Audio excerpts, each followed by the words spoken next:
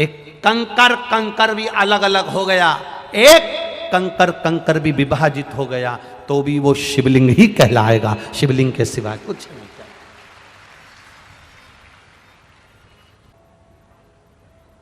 राम जी जब रावण को मार कर आए, प्रयागराज की भूमि पर पहुंचे,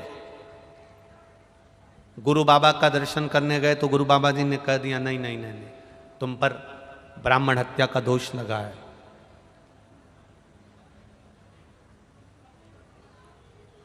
1 करोड़ शिवलिंग का निर्माण करोगे तब तुम ब्राह्मण की हत्या से मुक्त होगे।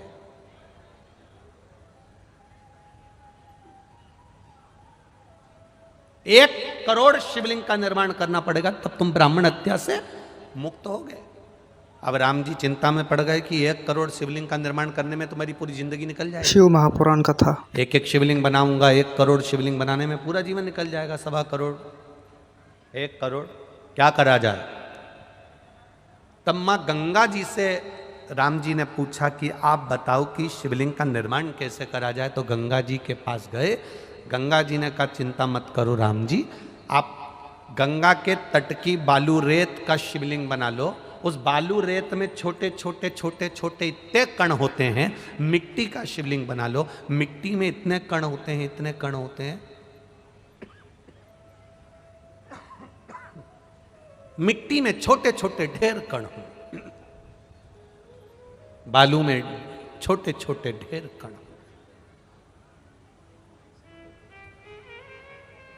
जब हम दुनिया के लोग हंसते हैं, सावन महीने की जब शिवरात्रि के दिन पूरे विश्व के लोग जब ऑनलाइन शंकर भगवान का शिवलिंग बनाते हैं, पूजन करते हैं, आप लोगों ने करी कि नहीं करी। जब हम सीहोर से या जहाँ कथा चलती रहती है वहाँ से सावन महीने की शिवरात्रि पर जब शिवलिंग का निर्माण करवाते हैं, शिवलिंग का पूजन करवाते हैं, उसका लाभ क्या मिलता है जिसने करी उसको मालूम है। मिट्टी का शिवलिंग बनाओ, बालू रेत का शिवलिंग बनाओ, जब हम पूजन करते हैं, 1 शिवलिंग के पूजन का फल नहीं मिलता, करोड़ों शिवलिंग के पूजन का फल हमारे खाते में चला जाता। करोड़ों शिवलिंग।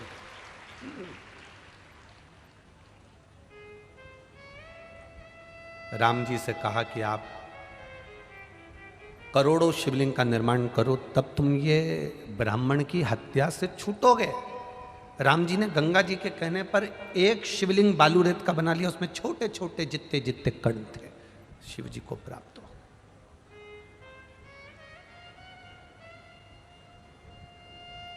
क्या मिलता है ये कथा में, पंडाल में बैठकर कथा सुनने से। कई लोग कहेंगे इतनी भीड़ पड़ रही है, गर्मी अपार पड़ रही है, इतनी तेज गर्मी, इतनी भीड़, गाड़ी भी दूर खड़ी करना पड़ेगी, पैदल चलना पड़ेगा, घर में बैठकर टीवी पर क्यों नहीं सुन लेते। आस्था चैनल पे 2 बजे से 5 बजे तक आ तो रही है, मोबाइल पर चल तो रही है। क्या करना कथा में जाकर बैठने से। उनको समझा देना 3.5 करोड़ रोम छिद्र ये मनुष्य के शरीर पर हैं। ये 3.5 करोड़ रोम छिद्र प्रतिदिन भगवान ने 3.5 करोड़ बार भगवान का नाम जपने के लिए दिया है। घर में अकेले बैठकर कथा सुनूंगी तो 3.5 करोड़ भजन का फल नहीं मिलेगा, पर कथा के पंडाल में बैठकर कथा सुनूंगी, जब श्री शिवाय नमस्तुभ्यम इतने सारे भक्त एक साथ बोलेंगे, 5 लाख 4 लाख 6 लाख लोग आज भी कथा में आए हैं। ये लाखों भक्त जब एक साथ, अब 5 लाख लोग अगर कथा सुनने आए हैं और 5 बार अगर श्री शिवाय नमस्तुभ्यम 5 लाख लोग एक साथ बोलेंगे तो लाखों में मंत्र जाप हो जाएगा। फिर वापिस महाराज जी बोलेंगे, फिर अपन बोलेंगे, ऐसे 2 3 4 बार अगर बोलने को श्री शिवाय नमस्तुभ्यम प्राप्त हो गया तो 1.25 करोड़ 4 करोड़ 3 करोड़ मंत्र जाप हमारे मुख से एक बार में निकल गया तो हमारा फल अपने आप प्राप्त हो गया। क्यों कहते हैं पंडाल में बैठकर कथा सुनने वाले को 3 महीने के अंदर बाबा झोली भर देता है। हम क्यों कहते हैं कि 3 महीना इंतजार करना। जो लोग बिस्कुट खिला रहे हैं, पानी पिला रहे हैं, किसी को पोहा खिला रहे हैं, आपने अपने तिजोरी के खजाने खोले हैं। अगर इन शंकर के भक्तों के लिए कोई पानी, कोई शरबत, कोई चाय, कोई नाश्ता, कोई भोजन, कोई पूड़ी। आज सुबह की बात है, किसी का सीहोर फोन गया होगा, कोई बिमला प्रजापति करके कोई महिला, उनका फोन गया कि हम बहुत बड़ा भंडारा नहीं कर सकते, तो हम को अगर शंकर जी के भक्त की सेवा करना हो तो क्या करना चाहिए। तो वहाँ से हमसे पूछा गया तो हमने कहा उनसे कह दो, एक महिला पुरुष जो पंडाल में रह रहा है, जो कथा सुनने दूर से आया है, अपने घर से तुम जो रोटी बनाओगी, पूड़ी बनाओगी, तुम्हारे लिए भोजन बनाओगी, उसमें 3-4 रोटी ज़्यादा बन जाती होगी, वो रोटी अचार के साथ लेकर आ जाना और किसी को खिलाकर चले जाना, भंडारे जैसा ही सुख मिलेगा।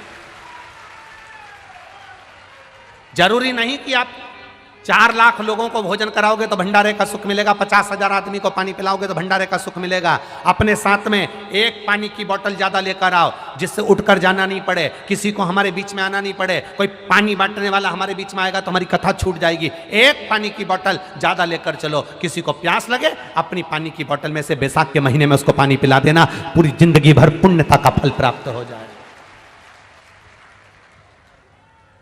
जरूरी नहीं कि हम बहुत बड़ा मंदिर बनाएंगे तो हमारा नाम होगा। मंदिर बड़ा बनाने से नाम नहीं होता। जो भगवान के मंदिर नहीं जाता, जो भगवान की चौखट तक नहीं जाता, जो कभी कथा तक नहीं जाता, जो कभी एक लोटा जल नहीं चढ़ाता, बड़ा मंदिर बनाने से ज्यादा जरूरी है किसी को मंदिर तक पहुंचा देना और उसका मन में मंदिर का प्रवेश करा देना। ढेर मंदिर बन गए, ढेर सारे मंदिरों का निर्माण हुआ। शिव महापुराण की कथा जब चालू नहीं हुई थी तो आप छत्तीसगढ़ वालों ने भी देखा होगा, इतने मंदिर थे, इतने मंदिर थे, इतने मंदिर थे, कोई मंदिर ही नहीं जाता था, घंटी तक नहीं बजाता था। पंडित जी अकेले घंटी बजाते, उसके बाद में आरती उतारते, आरती उतार कर फिर पंडित जी वापिस घंटी बजाते। ये स्थिति मंदिरों की थी। आज के समय में शिव महापुराण की कथा सुनते सुनते सुनते सुनते लोगों के मन में जो भाव जगा, अब पंडित अकेले घर मंदिर में नहीं रहते, अब भक्त भी मंदिर के अंदर रहते हैं। मंदिर तो ढेर बन गए, मंदिर बनते चले गए, बनते चले गए। हमारी कॉलोनी में मंदिर, हमारी सोसाइटी में मंदिर, हमारी जगह पे मंदिर, मंदिर तो बन गए पर भक्त नहीं बन पाए थे, वो भक्त कम होते चले गए थे। शिव महापुराण ने उन्हीं भक्तों को केवल मंदिर तक पहुंचाने का कार्य किया है। शिव पुराण ने उन्हें मंदिर तक भेज दिया। जरूरी नहीं कि आप मंदिर बनाओगे तो आपका नाम होगा। आप किसी के हृदय में भी तो मंदिर बना दो। क्यों? भिलाई में कथा चल रही है, तो कथा में गई थी कभी? अपनी पड़ोसन से कह सकती है, क्यों भिलाई में कथा चल रही है, तू नहीं गई कभी कथा में? अरे बहुत भीड़ होती है, अरे मेरा तो मन ही नहीं करता। तो भीड़ में कौन जा रही है? थोड़ा दूर जाके बैठ जाओ, थोड़ा दूर जाकर बैठ जाओ। पंखा ऊपर लटका है, ये देखो ऊपर लटके कि नहीं लटके? लटका है। अरे बोलो तो जम के। हवा कहाँ आ रही है? नीचे। कोई जरूरी है कि तुम पंखड़ी से लटको तभी हवा मिलेगी? अरे बोलो तो जम के। कोई जरूरी है कूलर चल रहा है तो कूलर की हवा सब दूर जाएगी? कोई जरूरी है कि कूलर से चिपको? लाइट हेलोजन वहां जल रही है, उजाला सब दूर आ रहा है, कोई जरूरी है कि तुझे और उजाला चाहिए तो तू हेलोजन से चिपक? नहीं। थोड़े दूर भी पंखे से होगे तो हवा मिलेगी, थोड़ी दूर भी कूलर से होगे तो हवा मिलेगी, थोड़ी दूर भी हेलोजन और लाइट से होगे तो उजाला मिलेगा, थोड़ी दूर भी कथा के पंडाल से रहोगे तो भी शिव मिलेगा। ये निश्चित है। दिल से बाबा से कही गई प्रार्थना स्वीकार करते हैं। शिव कथा कर रही है, दोष तो लग गया, संतान का सुख नहीं था। मार्कंडू बाबा ने अपनी धर्म पत्नी के साथ एकांत में शिव का पूजन किया।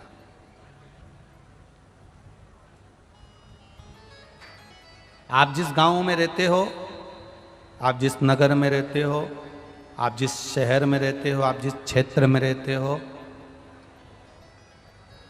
कहीं जाते आते आपको भी कहीं ना कहीं ऐसा शिवलिंग का दर्शन हो जाए जो एकांत में है, कोई नहीं जाता, एकांत। 3 चीजें प्रदान करता है वो एकांत का शिवलिंग। एक तो आयु बढ़ाता है, रोग से मुक्ति देता है, वैभव देता है।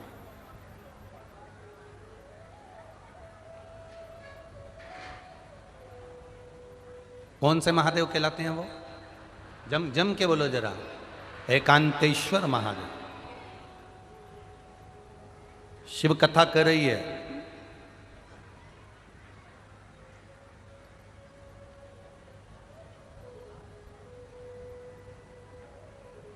ऐसे एकांत का जो शिवलिंग होता है, एकांत में कहीं भगवान शंकर विराजमान होते हैं, वहां कुछ देर बैठेंगे। संगत थोड़ी सी एकांतेश्वर महादेव की अगर मिल गई तो वो फल देती है। जैसे 1 कटोरी चावल और उस चावल ने अगर पानी का संग कर लिया, अग्नि का संग कर लिया, चावल पानी से जुड़ गया और पानी ने कहा चल मैं तुझे अग्नि का संग करा देता हूं। उसी चावल ने पानी के साथ मिलकर अग्नि का संग कर लिया।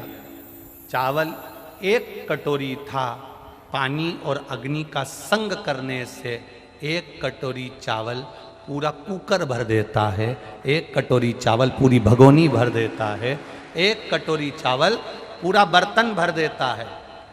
चावल 1 कटोरी था, पर पानी का संग मिला, अग्नि का संग मिला तो पूरा कुकर भरा गया, पूरा बर्तन भरा गया। उसी तरह एकांतेश्वर महादेव का जब संग इस संसारिक मनुष्य को प्राप्त होता है तो वो भी खाली झोली भर ही देता है, वो एकांतेश्वर महादेव है। शिव कथा कह रही है, विश्वास के साथ मांगा गया, विश्वास के साथ किया गया भजन खाली नहीं जाए। प्रतिदिन शिव मंदिर तक अगर आप जा रहे हो, प्रतिदिन देवाधिदेव महादेव के शिवालय तक आप जा रहे हो, प्रतिदिन 1 लोटा जल शिव को चढ़ा रहे हो, ये मत सोचना कि महादेव तुमको अब भी की अब भी दे देंगे। हो सकता है फाइल थोड़ी सी मोटी हो तो काटने में समय लग रहा होगा, पर खाली नहीं रखेगा, झोली भरकर जरूर भेजेगा, ये निश्चित है, निश्चित। इतने लाखों की संख्या में आप इस ग्राउंड के अंदर आए हो,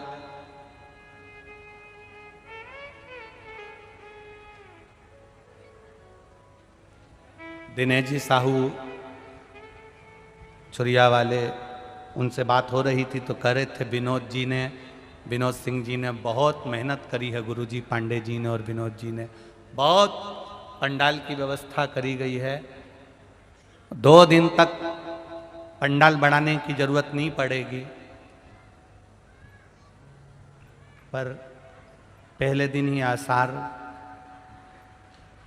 खत्म हो गए और इतनी भक्तों की भीड़, जितने नीचे बैठे हैं उससे दुगने आसपास खड़े हैं और बाहर बैठे हैं। ये शिव तत्व है। खाली नहीं जाओगे, तुम्हारा विश्वास भोलेनाथ जी डिगने नहीं देगा। आप आए हो उसके भरोसे तो खाली नहीं भेजेगा। तुमने जितना विश्वास रखकर कथा सुनी है, उतना विश्वास रखकर 7 दिन की कथा है, 7 दिन 2 बजे से 5 बजे तक भरचक गर्मी भी पड़ेगी, बैसाख का महीना भी है, तुम दान भी कर रहे हो, पुण्य भी कर रहे हो, किसी को 1 गिलास पानी भी पिला रहे हो और कथा का रसतत्व ग्रहण कर रहे हो, खाली नहीं जाए। भजन में मन लगा, जितनी देर कथा में बैठो, दूसरों से बात नहीं करना है, व्यवस्थाओं को नहीं देखते हुए सबसे कहना है भैया तुम्हारे पांव पड़ूं, हमें 3 घंटे की कथा में से 2.5 घंटे मिलते हैं, आधा घंटा तो आशीष भैया ले लेते हैं, 2.5 घंटा मिलता है, उसको हमें सुनने दो। 2.5 घंटे की कथा के लिए सवेरे 6 बजे से जगह संभाल कर बैठते हो, तब जाकर यह कथा प्राप्त होती है, सहजता नहीं है।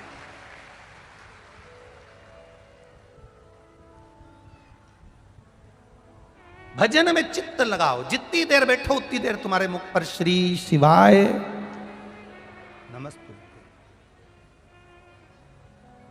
जितनी देर बैठो उतनी देर तुम्हारे मुख पर भगवान का भजन। मार्कंडू जी ने एकांत में शिव जी का पूजन करा, शंकर भगवान प्रकट हो गए, प्रसन्न हो गए।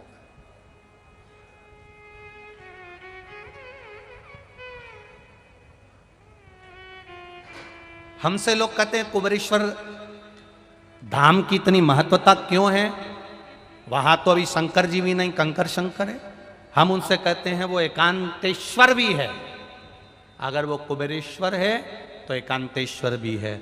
सीहोर में 108 शिवालय होंगे, पर सीहोर से 10 किलोमीटर की दूरी पर जहाँ जंगल था, आज भले लोगों ने वहाँ दुकान सब बना लिया, पर वो जंगल था, उस जंगल में वो अकेला बैठता था, कंकर शंकर के रूप में बैठता था।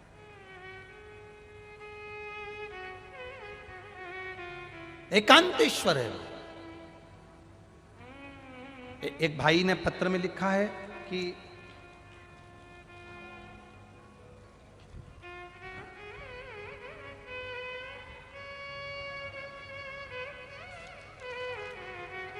मेरा नाम सरिता अवस्थी है, मैं महासमुंद जिले के पिथौरा से हूँ, मेरा मोबाइल नंबर ये है, कहीं बैठी हो तो हाथ हिलाइएगा। मेरा नाम सरिता अवस्थी है, कहीं बैठी हो तो हाथ हिलाइएगा। सरिता अवस्थी, कहीं बैठी हो तो हाथ हिलाइएगा। मेरा नाम सरिता अवस्थी है, मैं महासमुंद जिले के पिथौरा से हूं, मेरा मोबाइल नंबर ये है। गुरुदेव 32 साल से सोराइसिस की बीमारी थी, हर प्रकार की दवाई करवाई, डॉक्टर बोलते थे कि यह कभी ठीक नहीं होगी। शरीर में से खुजाल चलना, पोपड़े निकलना, शरीर में से खाल सूख कर झड़ती थी। सोराइसिस की 32 साल से बीमारी थी। गुरुदेव सारे डॉक्टरों का इलाज पूरे भारत की भूमि पर दिल्ली, मुंबई, पुणे तक पहुंच गए, पर सोराइसिस का कोई इलाज नहीं। सब कहते हैं ये मरते दम तक रहती है, शरीर में खुजाल चलती है, पपड़ी निकलती रहती है और खुजालते रहो। सारी दवाइयां करी, आराम नहीं लगा। गुरुदेव सोराइसिस की बीमारी बढ़ती चली गई, ठीक नहीं हो पा रहे थे। लोग हमको हीन भावना से देखते थे, क्योंकि दिन भर खुजाल चलती थी, उसमें से खाल निकलती रहती थी, झड़ती रहती थी। जहां जाओ लोग दूर बैठते थे हमसे। बाबा आपने शंकर जी के पास में बैठना सिखा दिया। आप कहते हो सारी समस्या का हल 1 लोटा जल होता है। हमने टीवी के माध्यम से सुना था, 1 लोटा जल चढ़ाना प्रारंभ करा, जल लेकर आते, पीते और पूरे शरीर पर लगा लेते। गुरुदेव लोग हंसते, सब लोग ताना भी देते, क्या होगा, इतनी बीमारी बेकार है, मरते दम तक पीछा नहीं छूटेगा। और बाबा की कृपा से गुरुदेव वो चढ़ा हुआ जल शरीर पे लगा लगा कर पूरी बीमारी ठीक कर ली, और आज दवाई की भी जरूरत नहीं और मेरा पूरा शरीर ठीक है। मैं कथा के पंडाल में बैठी, ये शिव तत्व, ये उघड़ी है। आपका किया विश्वास, आपका किया गया भरोसा टूटेगा नहीं। आयो आप बहुत दूर दूर से आयो, दिल से सुनना। एकांतेश्वर महादेव की कथा मिली है आपको।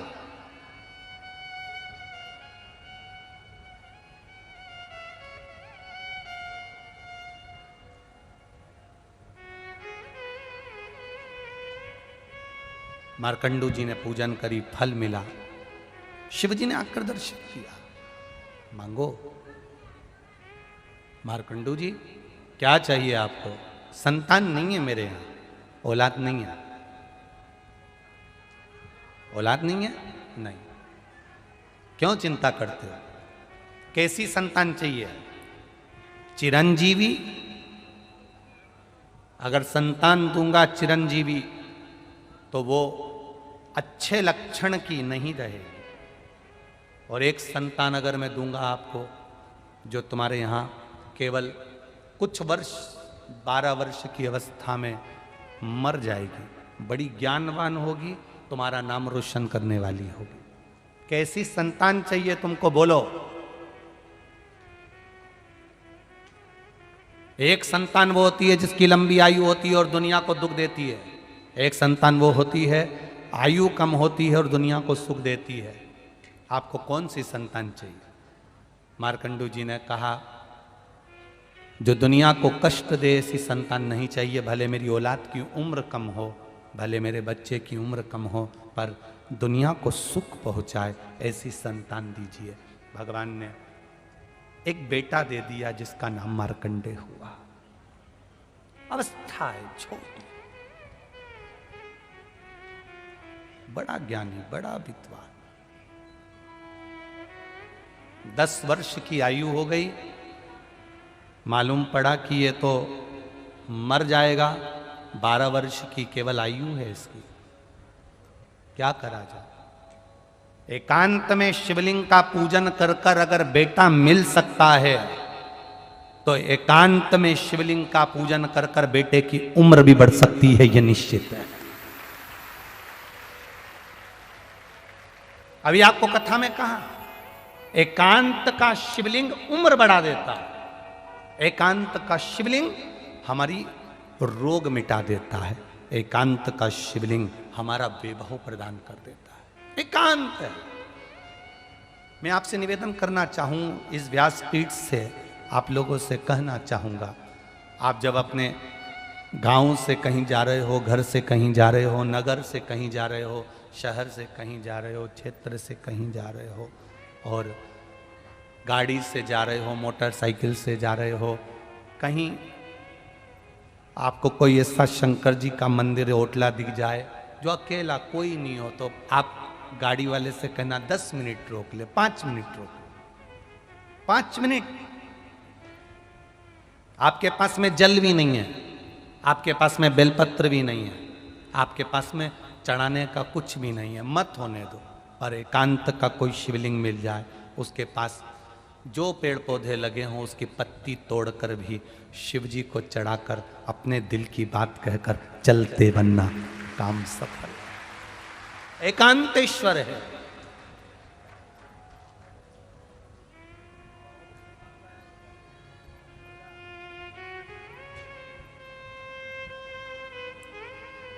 क्या देगा मेरा महादेव ये नहीं मालूम, पर इतना जरूर है वो अपने बच्चों को, अपने भक्तों को दुखी नहीं देखता। अगर अपने भक्तों को दुखी देखता होता, लगभग 1 बजे कथा का समय रहता है, 4 बजे तक, कहीं 2 बजे कथा का समय रहता है, 5 बजे तक, पर अपने टीवी पर जितनी बार भी कथा सुनी होगी, हमने हर बार कहा है, जहाँ जहाँ कथा होती है भोलेनाथ अपने हाथ की कृपा की छाँव कर लेता है। 1 बजे से 4 बजे हो, चाहे 2 बजे से 5 बजे हो, बच्चों को धूप भी नहीं लगने देता। धूप आती है, थोड़ी देर रहती है, फिर जाती है, फिर आती है, फिर जाती है, फिर आती है, फिर जाती है। और ये एक कथा में नहीं, कई कथाओं से लगातार बाबा की कुछ कृपा करुणा ही ऐसी है कि वो अपनी छत्र छाया बनाकर कथा सुनवाता है। कितना पंडाल लगाएंगे?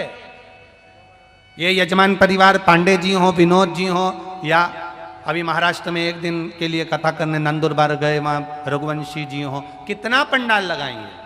उज्जैन की कथा चाहे विठलेश सेवा समिति हो, कितना लगाएंगे? लगाने वाले लगाते जाएंगे, लगाते जाएंगे, लगाते जाएंगे, भक्त बढ़ते चले जाते हैं। जैसी चिंता विनोद जी पांडे जी को है कि कहाँ बैठेंगे, कहाँ पंडाल लगाना है और कितना बढ़ाना है, ऐसी चिंता मेरे महादेव को रहती है कि कोई आया है, खड़ा है, धूप पड़ रही है, आएगा, छाँव करेगा, चले जाएगा, लोगों को लग नहीं पाएगा कि कब आया और कब चलेगा, कब आता है कब जाता? आप अपनी कथा में मस्त रहो, आप अपनी भक्ति में मस्त रहो, वो आएगा जाएगा मालूम ही नहीं पड़ता। आपकी चित्त वृत्ति परमात्मा में लगी होना चाहिए। अगर एकांत का शिवलिंग मेरे घर में बुढ़ापे में संतान दे सकता है, मार्कंडू जी वृद्ध हो चले थे तब तक उनकी औलाद नहीं थी। एक भाई ने 17 साल का लिखा है, एक भाई ने लिखा मेरे यहां बच्चा होने का तो योग ही डॉक्टर ने मना कर दिया था।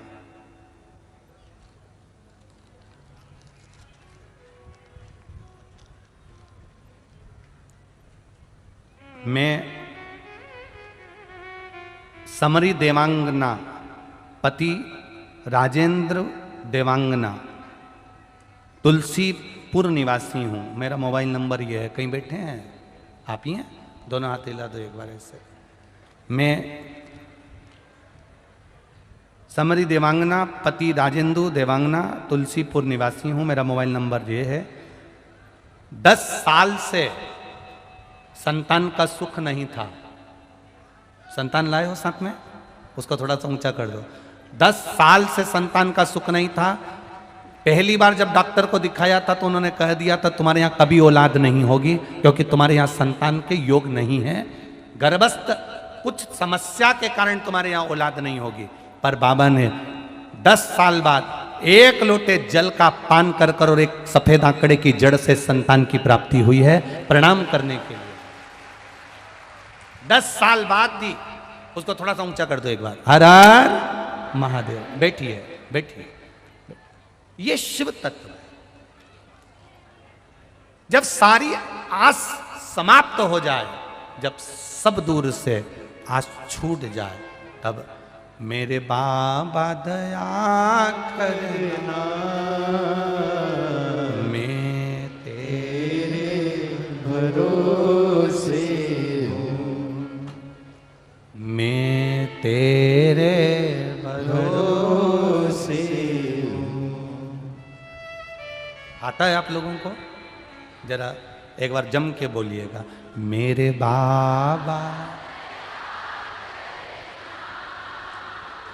मैं मेरे बाबा दया कर, मैं ना घर के भरोसे, ना परिवार के भरोसे हूँ, ना घर के भरोसे हूँ, ना परिवार के भरोसे हूँ, मेरे बाबा दया करना, मैं तेरे भरोसे, ना इनके भरोसे हूँ, ना उनके भरोसे हूँ, ना इनके भरोसे हूँ, ना उनके भरोसे हूँ, मेरे बाबा दया करना, मैं तेरे भरोसे हूँ, मेरे बाबा दया करना, मैं तेरे भरोसे हूँ। हम उसके सहारे जी, हम उसके बल पर जी। जब आप ये प्रार्थना करो ना, दिल से करा करो, मैं तेरे, आपको ऐसा महसूस होगा आपके पास में कोई घूम रहा है, वो सुन रहा है जिसको आप सुनाना चाहते हो, वो देख रहा है जिसको आप दिखाना चाहते हो, वो कर रहा है, पूरी व्यवस्था वो कर रहा है। महाराज मार्कंडे जी 10 वर्ष के हो गए, पिता मार्कंडू जी ने कह दिया अब ये मरने वाला है, माता पिता के सामने मरेगा तो अच्छा नहीं लगेगा, माँ की स्थिति क्या होती है, पिता की स्थिति क्या होती है, ये माता पिता ही जानते हैं। कुंवारी अवस्था में अगर कोई बच्चा मरता है, माता पिता के सामने कोई प्राण छोड़ देता है, उस माता पिता से पूछो उसकी हालत क्या होती है। चले जाएगा। कहा बच्चे को एक ही चीज सिखाई, सबके चरणों को प्रणाम करना सीख जाओ। जब सबके चरणों को प्रणाम करना सीख जाओगे तो अपनी जिंदगी अपने आप सार्थक हो जाएगी। क्या मिलता है प्रणाम करने से? क्या मिलता है नमन करने से? क्या मिलता है? भगवान के चरणों को प्रणाम करो, माता पिता के चरणों को प्रणाम करो, घर के बड़ों को प्रणाम करो, घर के बुजुर्गों को प्रणाम करो। घर के ही नहीं, बाहर का कोई मिल जाए उसको भी नमन करिए। श्री शिवाय नमस्तुभ्यम कहते हुए, प्रणाम करते हुए चलिए। क्या मिलेगा? अगर कुछ नहीं मिलेगा तो मुख से आशीर्वाद तो दे देगा। प्रणाम, कोई नीचे झुककर तुम्हें प्रणाम कर रहा है, कितना भी बेर हो, कितना भी विवाद हो, प्रणाम करने वाले को कोई गाली नहीं देता। प्रणाम करने वाले को अगर कुछ नहीं देगा तो हाथ सिर पर रख देगा, वो भी नहीं करेगा तो उठा देगा, वो भी नहीं करेगा तो उसको देख तो लेगा, उतने में भी उसका कल्याण निश्चित हो जाता है। प्रणाम की शुद्धता। करो प्रणाम। मार्कंडे जी को सिखा दिया, प्रणाम करना प्रारंभ करा मार्कंडे जी ने। जो मिले उसको नमन, जो मिले उसको प्रणाम। एक बार देवऋषि नारद आ रहे थे, मार्कंडे जी ने उनको देख लिया। देखते से ही उन्होंने कहा श्रीमन नारायण। मार्कंडे जी जान गए यही नारद जी हैं, अपन इनको पहचानते तो है नहीं, प्रणाम करने में क्या जाता है। उन्हें